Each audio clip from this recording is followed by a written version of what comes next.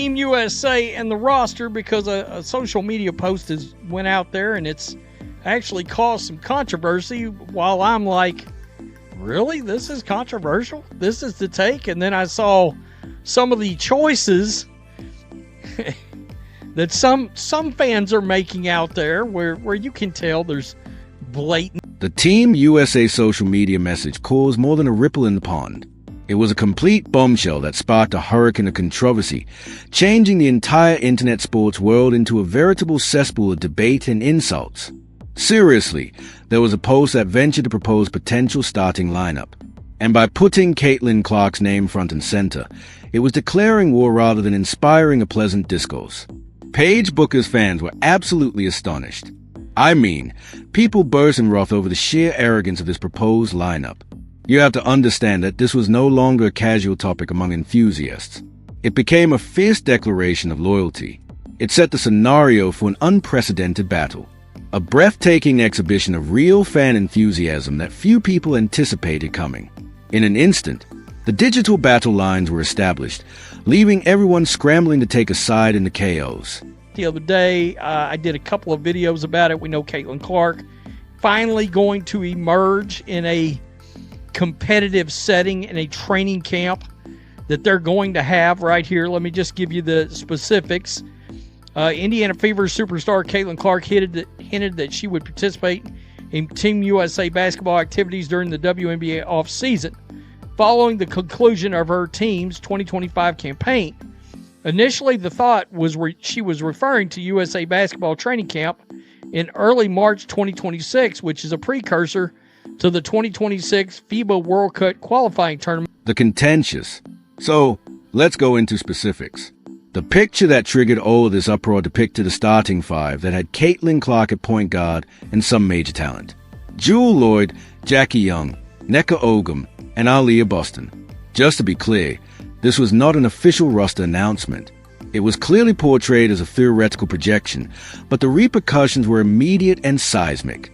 The very prospect of this roster, with Clark in such a prominent leading role, was enough to send significant shockwaves across the whole WNBA fandom. Why?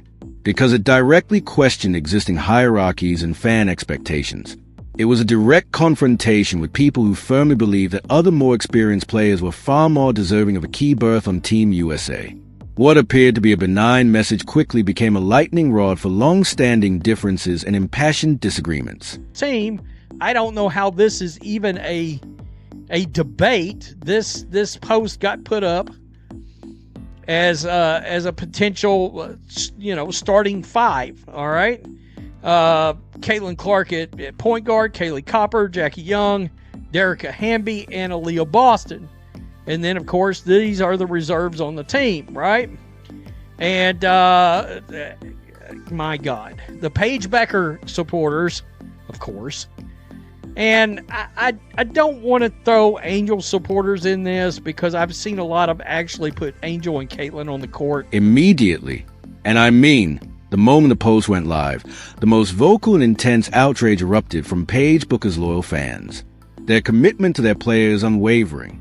So the hypothetical removal of Booker from the starting lineup, particularly in favor of her competitor, Clark, was met with utter wrath. The sentiment was very clear, and it was all over the comments section. Paige trumps Caitlin. Thousands of comments poured in, all urging Booker's inclusion, vehemently disputing the legitimacy of the suggested lineup, and flatly denying the notion that Clark could ever play in that starting spot.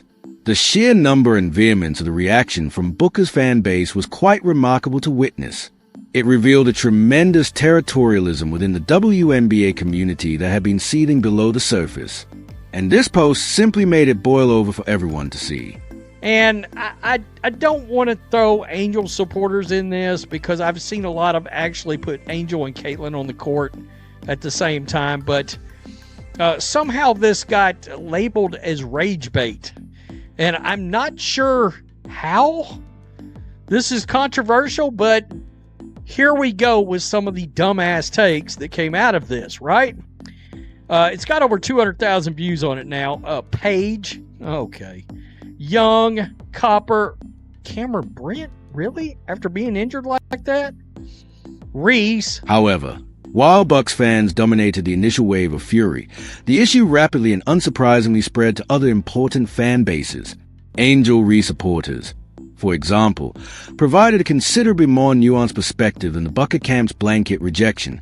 It was fascinating. Many of them suggested seeing Rhea and Clark on the court together, which was a rare and unexpected moment of potential collaboration amidst the commotion. However, because the original article cast such a wide net, it inevitably drew in several more factions, each with their own passionate idea for what Team USA should look like. This vast, tremendously diverse response just demonstrated how emotionally committed fans are in their favorite players, transforming what should have been a simple graphic into a complicated, intertwined web of loyalties and passionately held ideas, all clashing fiercely in the public arena of the comment section. Over Chelsea Gray in competitive basketball? Question mark. Some dude says, suggesting the veteran guard Chelsea Gray deserves a starting role over Caitlin Clark. Look, I've only been locked in for a couple of years. There's not a world where I'm starting Gray over Caitlin Clark. Not a galaxy far, far away. Nowhere. Caitlin Clark over Chelsea Gray in competitive basketball? Question mark.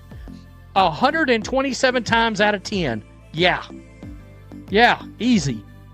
Many onlookers quickly dubbed the post as rage bait, a allegation that, while perplexing to some, accurately captures its unmistakable influence. Think about it. With over 200,000 views in a short period of time, it clearly elicited a strong, visceral, emotional response from the community. It was extremely effective in fueling the very fires of conflict that were on full show.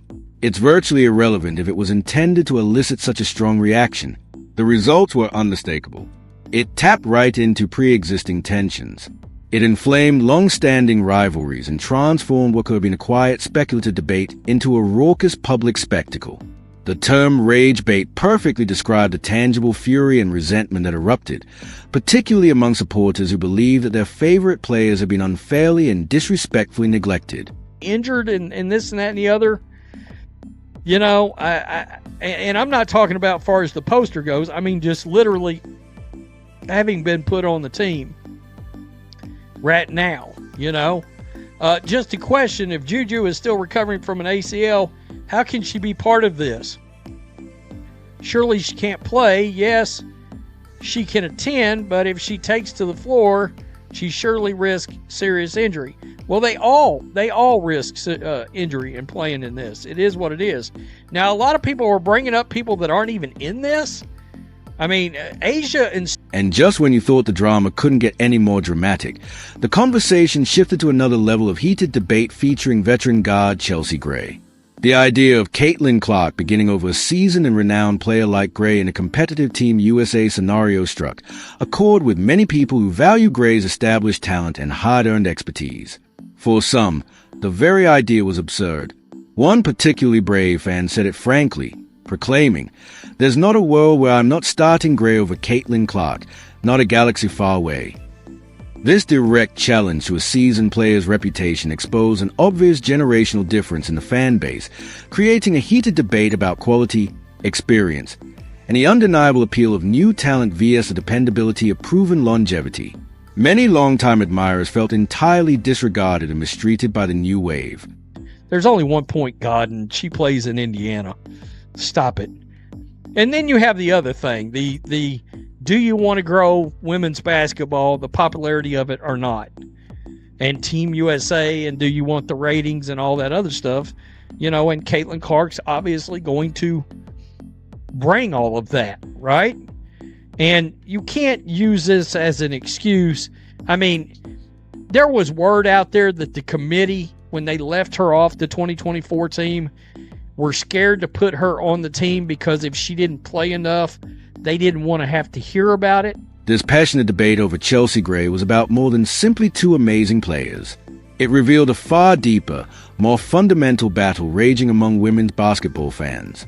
It became a clear fight between what could be described as the WNBA's old guard fans, who are strongly devoted to established stars and conventional play styles, and the new wave, who want fresh faces and a more dynamic youth-driven spirit. The speaker in the video didn't mince words, declaring explicitly that the old WNBA supporters are being voted off the island. This stern comment effectively highlighted the sport's current rapid generational transition, a transition in which new explosive talent immediately challenges long-held notions, eliciting passionate pushback from those who appear to be frantically clinging to their past. WNBA old guard that's trying to desperately hold on. No. I mean, y'all, I don't know if you old WNBA fans understand this. Y'all are getting voted off the island. That's happening right now. Yeah. The actual real sports fans have shown up. Peace, you're out. So, Interview 8. The timing of this contentious post was extremely dramatic, especially given Caitlin Clark's recent injury, which added a whole new element of complication to the scenario. She hadn't played competitive basketball since suffering a groin injury in mid-July, officially ending her 2024 WNBA season, which was followed by an unforeseen ankle injury. Her probable participation in the Team USA training camp in Durham, North Carolina, from December 12th to 14th, marks a much-anticipated comeback to a competitive setting, escalating the argument about her hypothetical starting berth. Some questioned her immediate readiness, while her admirers viewed her return as a successful, indisputable return to the sport's pinnacle. The post's fundamental question, whether Clark should even start on this team, sparked considerable debate. For many of her followers, this was not even a legitimate debate. Clark's spot as a starter was an absolute given her immense talent and game-changing influence on the court, even with her recent injuries. However, by framing it as a question, the post expertly sparked the very controversy it was intended to capture, fueling the flames of discussion and forcing fans to vigorously defend what they saw as an undeniable truth, resulting in an artificial debate where none should have existed in the first place. Caitlin Clark supporters passionately defend her as the game's best facilitator, an unrivaled dynamic offensive powerhouse who, in their opinion, should never play off-ball. Her most valued asset is her unusual ability to make plays, which has been compared to that of an NFL star quarterback. They cite her assist-per-game record as indisputable proof of her outstanding playmaking, suggesting that benching her or reducing her role would be a huge disrespect to her talent and the team's overall potential. This unflinching belief in her on-ball domination is what drives a determination to be a starter, releasing her full creative potential from the start. Of course, one of the most common criticisms made against Clark in this heated debate was her league-leading turnover rate. However, her staunchest defenders were quick to respond, citing an equally compelling statistic: her record-setting assists-per-game figures. This contrast brilliantly illustrated the two-edged blade of her high-usage, high-impact play style. While she does take risks that may result in turnovers, she routinely provides amazing offensive opportunities for her entire team. This particular point sparked a heated debate within the larger argument, demonstrating that even a perceived weakness may be framed as a necessary outcome of a dynamic and innovative playmaking abilities. The inclusion of Guju Watkins in the hypothetical team added another layer of confusion to the controversy. This sparked immediate and reasonable concerns from supporters, especially because Watkins is currently healing from a major ACL injury. The question was, how can someone still rehabilitating from such a significant injury even be part of a competitive roster, let alone a starting five? While attending training camp was possible, the notion of her actually taking the floor posed a major risk of re-injury. This apparent error, or possibly excessively hopeful inclusion, increased doubt about the post's legitimacy and judgment, escalating the argument and raising serious issues about players' safety in pursuit of online buzz. The controversy wasn't only about who was included. It also concerned the surprising omission. Many fans expressed genuine surprise and displeasure that established WNBA superstars such as A'ja Wilson, Breanna Stewart, and, in particular, Kelsey Mitchell were completely absent from the Team USA discussion. Given Mitchell's constant high-level performance, observers questioned her omission. These glaring absences from the hypothetical roster fueled accusations of rage-baiting and selective criteria, implying that the post purposefully overlooked deserving veterans in favor of more contentious headline-grabbing choices, leaving a sizable portion of the fan base feeling completely ignored. The argument even went to Cameron Brink's position in the projected lineup. While some individuals agreed that her spot on the larger Team USA squad was appropriate, the concept of her being a starter was received with doubt and outright criticism. This underlined the disparities in opinions about her current readiness and influence when compared to other possible frontcourt players. It wasn't an open condemnation of her abilities, but rather a thoughtful assessment of her experience and development in a very competitive international environment. Her placement in the starting five sparked yet another distinct micro-controversy, demonstrating that every name on that hypothetical list was closely scrutinized by fans and commentators alike. Even Angel Reese's inclusion on the Team USA roster became a source of debate, for while the speaker in the video had no personal issues with her participation and acknowledged her improvement in several areas over the last year, it was evident that not many fans felt the same way. There were still unanswered questions and conflicting opinions about her suitability for international play. This merely goes to show that regardless of how well a player performs, fan perception and existing narratives can greatly affect reactions to team selections, demonstrating that no decision, no matter how fair, will escape the critical eye of the WNBA's passionate and divided fan base. The expand the game narrative was a strong underlying point that drove much of the turbulent debate. Many argue that displaying Caitlin Clark prominently, particularly as a starter, is critical for increasing ratings, attracting new viewers, and expanding the overall popularity of women's basketball. She is seen as an undeniable draw, a ratings magnet that Team USA should use without hesitation. This viewpoint contends that a committee's judgment should be based not only on pure basketball ability, but also on strategic marketing and increasing the sport's reach, stretching the boundaries of traditional selection criteria in search of a much wider audience. The most surprising revelation, however, suggested a severe failure of leadership. The group in charge of the 2024 Olympic team reportedly hesitated, including Clark specifically, because they were concerned about fan anger if she didn't get enough minutes. This type of fear-based decision-making was criticized as a complete failure of duty. It appears that the committee valued avoiding public outrage above selecting the very greatest talent possible. A shocking admission that severely compromises the credibility of the selection process and leaves supporters wondering what the underlying intentions were behind previous roster decisions. This disturbing discovery revealed a staggering level of insecurity among those in power. To be clear, the speaker vehemently claimed that hearing about fan unhappiness is the committee's mother-bleeping job. Their responsibility is to put the best possible players on the floor. If fans don't like what they see, they have the right to express their dissatisfaction.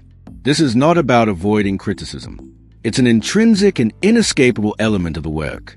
The assumption that a committee would avoid selecting a star like Clark only for fear of public opinion is shown as a fundamental misunderstanding of their role. True leadership entails making difficult decisions and sticking to them, rather than succumbing to hypothetical indignation before the game begins. Despite the issue, the speaker insists emphatically that Caitlin Clark must start at point guard for Team USA. For them, there is no question. It is an irrefutable truth. The persistent resistance, particularly from supporters of Chelsea Gray, is viewed as a desperate attempt by the WNBA's old guard to maintain relevance. They believe that these older supporters and traditionalists are being driven off the island by a new crop of enthusiastic sports enthusiasts who want to witness new, dynamic talent. This uncompromising stance exemplifies the massive generational shift unfolding, in which old allegiances are being tested by the unmistakable force of new celebrity. Finally, whether it was a premeditated piece of fury bait or not, that Team USA social media post revealed an undeniable seismic shift in the landscape of women's basketball fandom. It's a clear hint that the old guard is being voted off the island, ushering in a new era in which true sports fans expect to see the most dynamic, popular talents like Caitlin Clark at the forefront. This wasn't just an argument over a possible lineup. It was a dramatic, visceral proof that the game is changing, necessitating new ideas and a complete embracing of its most thrilling beginning. The disagreement is the proof. The future of women's basketball has arrived, and it's louder, more passionate, and more committed than ever.